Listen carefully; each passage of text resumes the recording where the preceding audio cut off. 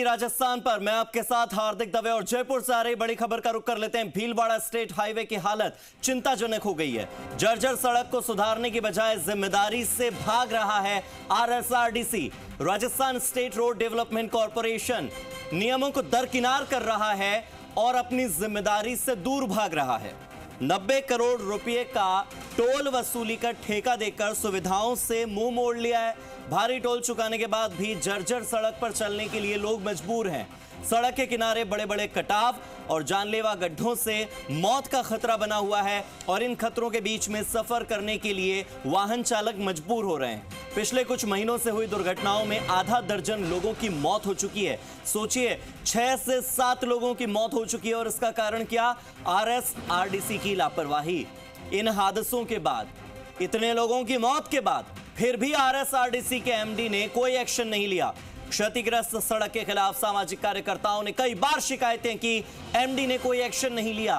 रोजाना लाखों रुपए वसूले जा रहे हैं। टोल के नाम पर लाखों रुपयों का धन अर्जन हो रहा है। बावजूद इसके सड़क की हालत देख लीजिए, ये कितनी दयनीय है, कितनी चिंताजनक है, गड्ढों से भरी है, हादसों को दावत देने वाली है और लाखों रुपया टोल वसूलने के बाद भी वो टोल का पैसा कहां जा रहा है, ये एक बड़ा सवाल है। टोल वसूलने में अनियमितताएं बरती जा रही हैं। आरएसआरडीसी ने मरम्मत के नाम पर केवल टुकड़ों में रुपये खर्च कर दिए। अब करोड़ों रुपये वैसे कागजों पर खर्च हुए, मगर वो कागजों की खाना पूर्ति के लिए ही काफी थे, सड़कों की पूर्ति के लिए नहीं, गड्ढों की पूर्ति के लिए नहीं। वो करोड़ों रुपये गड्ढे भरने में काम नहीं आए, लोगों की जेबें भरने में काम आए। फिर भी टोल रोड की बदहाली बरकरार है और ये दर्शाता है कि करोड़ों रुपये खर्च तो हुए मगर किसी और की जेब पर, इन सड़कों के गड्ढों पर नहीं। लगातार अनियमितताएं बरती जा रही हैं। आरोप काफी गंभीर है। जांच कराना तो दूर की बात है, शिकायतों को ठंडे बस्ते में डाल देना इनका काम बन गया है और यही टालम टोल रवैया इनकी पहचान बन गया है। बेसिक सुविधाएं मुहैया नहीं करवा पा रहा है अगर आरएसआरडीसी, तो फिर उम्मीद क्या करें? ये तो मूलभूत सुविधाएं हैं। और सड़क को सुविधा क्यों कहा जाए? सड़क तो मूलभूत आवश्यकता है। कहीं से कहीं जाना है, रास्ता तो हो। अगर रास्ता ही नहीं बनाएंगे तो फिर आगे क्या होगा? लोगों का कहीं जाना है तो क्या सरकार से उम्मीद न रखें, आरएसआरडीसी से उम्मीद न रखें?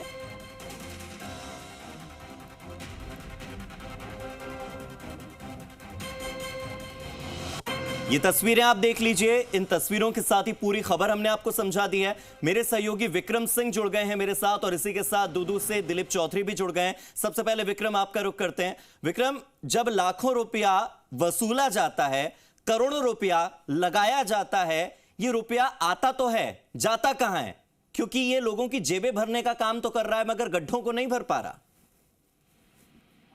देखिए कि जिस तरीके की जो हालात यहाँ नजर आए हैं, वहाँ आरएसआरटीसी की पोल खुलती हुई नजर आ रही है जी। जहाँ सड़कों के लिए जिस प्रकार रख रखाव मेंटेनेंस के लिए भारी भरकम करोड़ों रुपए खर्च किए जा रहे हैं, लेकिन यहाँ जिस प्रकार जो डिपार्टमेंट अधिकारियों का जो रवैया देखा गया, इस रोड के जो हालात नजर आए, जगह जगह गड्ढे हैं, वहाँ कोई मेंटेनेंस का कार्य नहीं किया जा रहा, जबकि इनसे टोल वसूली की जा रही है। टोल वसूल भी रहे हैं, उनके पास फंड भी आ रहा है, तो फंड आने के बावजूद भी इन पर मेंटेनेंस का कार्य आरएसआरटीसी के अधिकारी क्यों नहीं कर पा रहे? जब आरएसआरटीसी के जो अधिकारी हैं, जो एमडी हैं, उनसे भी हमने चर्चा की, उनसे बात की, तो उन्होंने भी बताया कि हम मेंटेनेंस कर रहे हैं, लेकिन जब धरातल पर इन चीजों की जानकारी ली तो उनकी पोल खुलती हुई नजर आई है। ठीक है, यहाँ देखिए आप जी। हाँ, विक्रम लगातार बने रहिएगा। मैं दिलीप का रुख कर लेता हूं।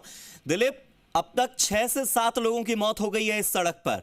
क्या लोगों की जान की परवाह आरएसआरडीसी को नहीं है? क्योंकि आप तो रोजाना इस सड़कों से गुजरते हैं, आपको ज्यादा अपना निजी अनुभव होगा कि इस सड़क से गुजरना कितना खतरनाक हो सकता है किसी के लिए भी।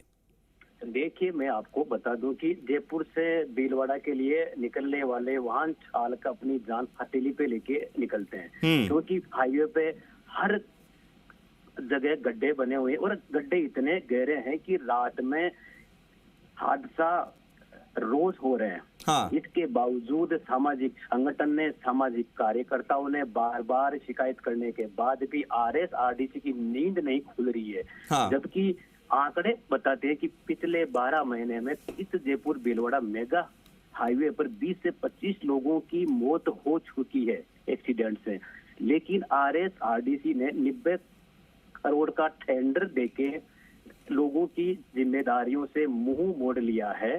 दूसरी बात, भागी एसडीएम राकेश कुमार द्वारा आरएसआरटीसी को बार बार इस रोड के हालातों को बारे में शिकायत करने के बाद भी उनकी नींद नहीं खुल रही है। मतलब अधिकारियों का कहना भी काम नहीं आ रहा है।